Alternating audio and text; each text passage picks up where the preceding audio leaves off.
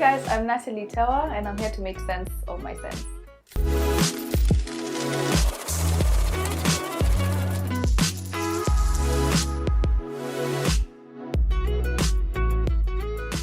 My first job, I actually had 3 jobs in university. So I studied abroad, and the typical situation where you want more money to sustain the life because it's very expensive to be in the UK.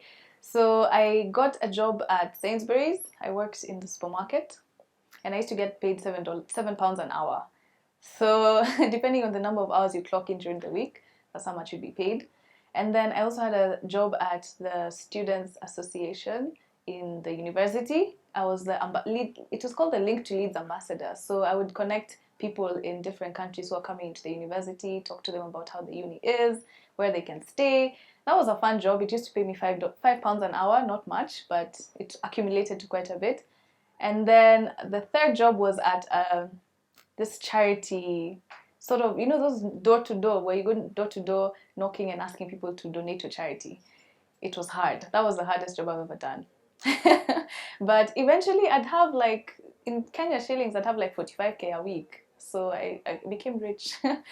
Then, like professionally, I think my first job was as a project manager at Acorn. So I worked there for 3 years, and that was right after university.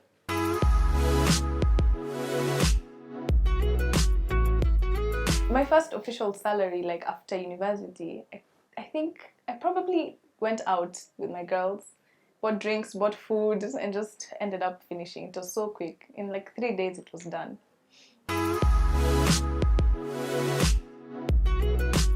The best money move, I could say, is just getting into the habit of saving, to be honest. It's so hard. Like for me, I don't know why. Like, it's just I always think that, okay, money is going to come anyway. So I forget to put that money away. So once I started getting into it and you realize that now you have enough money to invest, then that's just, it's fantastic. So the habit of saving every month or every paycheck that you get, it's a really good habit.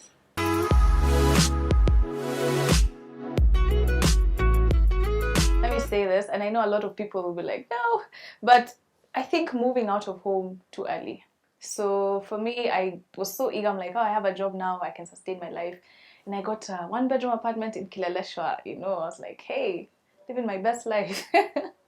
And then eventually, well, I was able to pay for it, but then like it's very expensive, and shopping and just eventually your bills just they take a toll on you, and that money you can actually save, especially if your parents allow you to stay home.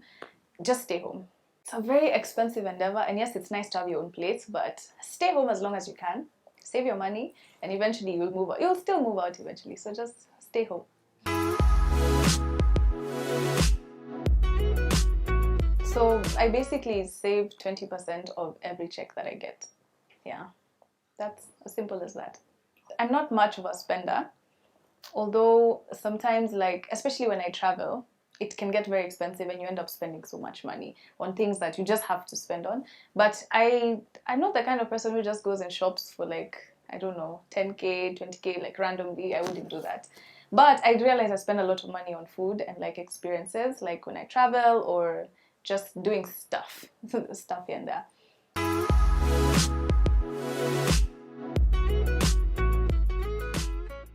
When I quit my job, I was going through a quarter-life crisis. Like, it's if that's even a thing. I think I was 25, yeah. So, no, I was 24, I think. So when I quit, or when I decided to quit, it had been like 6 months of thinking back and forth. You know, I loved my job and it was very involving, and I really enjoyed doing what I did. But I just felt like for 3 years, I hadn't grown as much as I'd have liked to. So I think me being the kind of person I am, like I like being all over the place. I like doing many things. So I felt like the job was holding me back. And I kept creating content on YouTube and looking at like the bloggers and influencers who were really big back then. And I was like, man, I really think I can do this. So I started doing my research, and if you look at people who are abroad, like even in the US, you see like their natural projection when they start and how they build their brand. So I was certain that I could definitely do it. I just had a feeling. And then I had planned to save for those 6 months that I was thinking about it. I saved up because I knew I was about to be like not getting any money anytime soon. So I saved up, and I actually quit a month earlier than I expected to. Something happened in the office and I was like, man, I'm done, I'm out. So I just handed in my resignation letter. And it was tough because I didn't even tell anyone. I just went home. And then I told my mom, like, I think 3 days later, and my parents were just like, are you crazy? Like, this is your dream job. Why would you do that? So explaining to them has, honestly, it took me a very long time for them to understand what I do. My dad is so chilled out. He was like, okay, as long as it makes you happy. But my mom was like, honestly, you're making a mistake.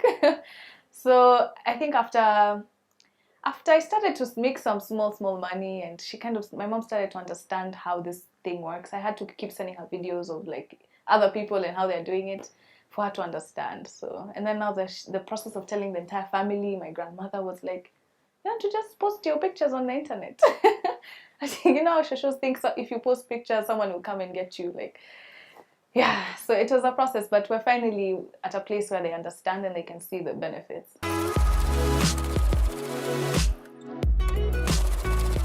Of course, you have to first build your portfolio, and you just post pictures on Instagram, create your brand, just let people know what you're about.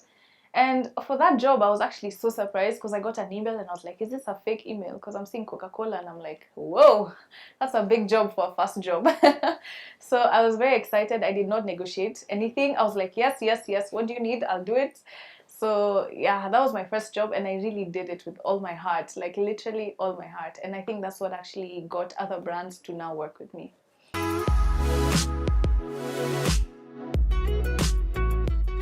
When I started, my rate card it was actually such a joke because I asked people around and I was like, okay, how much do I charge per post? And I ended up having a rate card that said 4,000 bob per post. And to me, that was like a lot. I genuinely thought that it's just a picture, I can just post it. But then once I started to understand how the game works and how much engagement I'm offering the brand, how much benefit I'm giving them, I realized that, okay, let me charge maybe 8,000. So I started 8K, started going up slowly. And as my numbers increased, of course, your price increases. As you interact with more people, you get to understand the budgets that the brands have. So for me, it was like, it was just a natural progression. And even now, I think it's quite a lot, like what I charge. But I've seen that when I post something, first of all, I'll always do professional content. I'll always make sure it's clean and quality. And I feel like my engagement is quite high on Instagram especially, so I charge according to that. That's what I used to charge, yeah.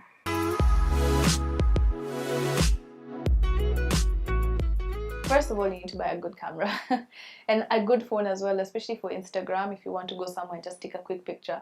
So really, you have to invest in that. Put your money in it. It's something that will serve you for a long time. And most people think you can also obviously start with just cheaper quality, but if you want to really be good, then you need to invest in a good camera. I also invested in other people, to be honest. So I look for a photographer or a videographer who's good, and we grow together, because this do-it-yourself, it's good to do things yourself, but sometimes you need the help. So if you want professional content, get a professional photographer, get a professional videographer, where you can. I've also learned how to shoot my own content in case where I'm alone, and edit my own videos, which took me a while. I'm still learning. So I had to buy a laptop that was very expensive so that I could handle the kind of content that I do, especially travel vlogs. It's a lot of footage, drone shots, this shot here, this shot there, my own camera as well. So it's a lot. And then editing and putting that together. So I invested in a good laptop, and every day I learned something new on editing apps that make me able to like edit my videos better.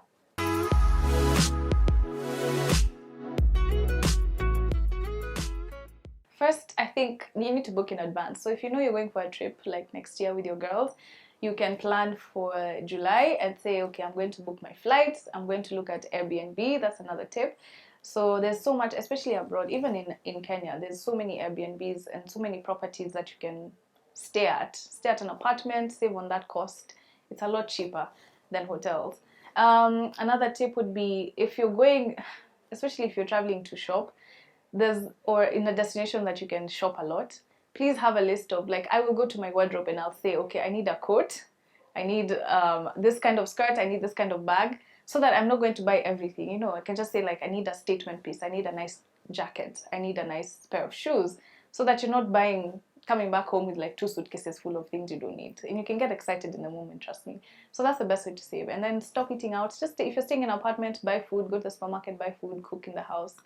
It can get really affordable. If I'm splurging, it's usually on an experience, to be honest. So, like I would pay for a night at the Burj Khalifa just to experience it. So it's that kind of stuff. I feel pain when I'm buying, like unless you're buying me like a very expensive shoe, I wouldn't buy it for myself, to be honest. Yeah, but I really like to spend on experiences.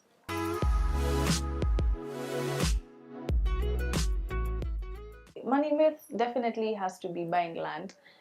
I know our parents and like older generations believe that if you have land, you really, but if you have land that's sitting, and I can see this even with my family, they have land that's just sitting there.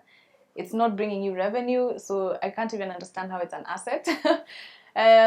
Definitely, I think that's a huge money myth. Right now, there's a lot more things you can do with your money.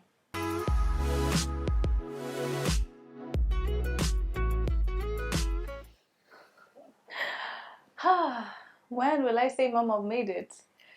I think if I could be able to buy my mom a beach property. She's like me and she said she always wants to retire on the beach. So as soon as I can buy her that, then I'll tell her I've made it.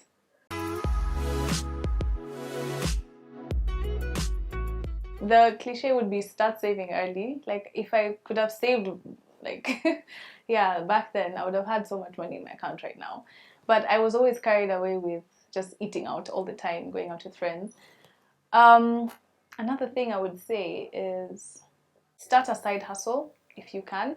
Um, a lot of people depend on employment only, and I feel like it's just for me it would never be enough. So if I could have done something, I always had ideas in my head, to be honest, but I never actually actualized. So whatever you think you're trying to do, and sometimes you don't even need so much capital, you can always start. Just get it running, and you never know, in 5 years it could be earning you so much money. Yeah, so multiple streams of income.